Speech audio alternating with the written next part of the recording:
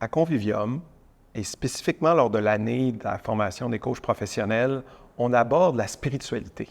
Et c'est toujours un petit peu sensible comme sujet parce que souvent on l'associe à la religion, mais on veut vraiment parler de spiritualité comme étant de se lier à quelque chose qui est plus grand que nous.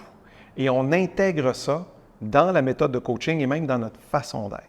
Je pense même à un de nos modèles qu'on a, où on utilise, on travaille beaucoup autour des compétences, où on cherche à identifier la compétence la plus porteuse parfois pour soutenir le développement de nos clients. Et la compétence spirituelle, c'est une des compétences parfois qui est porteuse pour le développement de la personne.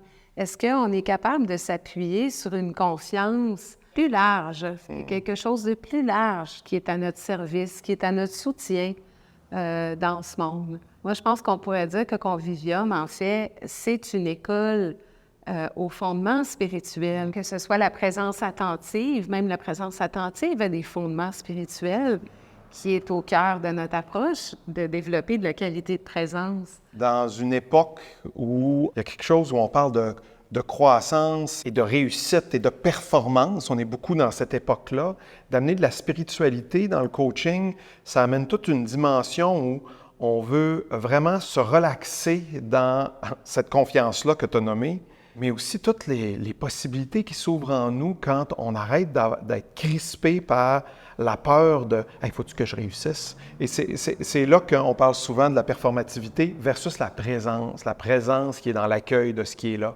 qui nous ouvre des capacités de discernement, de compassion, de plus de possibilités devant nous. Et de bienveillance, hein? Ça nous ouvre à de la bienveillance pour nous, ça nous ouvre à la bienveillance pour les autres. Je trouve aussi que la spiritualité, on parle beaucoup de niveau d'être, de développement de la conscience. La spiritualité s'inscrit aussi dans ce chemin-là de développer plus de conscience. Puis l'autre chose qui me vient quand on parle de ça, c'est l'aspect, dans le coaching, nos clients nous arrivent avec « je vis un problème ». Mais souvent, nos clients nous arrivent avec « je suis un problème ». Et comme si le coaching va réparer les personnes. On arrive dans une dynamique où on veut réparer ce qui est brisé. Je trouve que dans notre approche, il y a quelque chose il n'y a pas personne qui est brisé. On a des défis, des enjeux qui sont vrais. Et plutôt qu'essayer de réparer la personne, on veut explorer le mystère qu'ils sont. Hein? Ça, c'est la phrase de Gandhi qui dit que la vie est un mystère à explorer, pas un problème à résoudre. Puis on s'inscrit dans ce mouvement-là.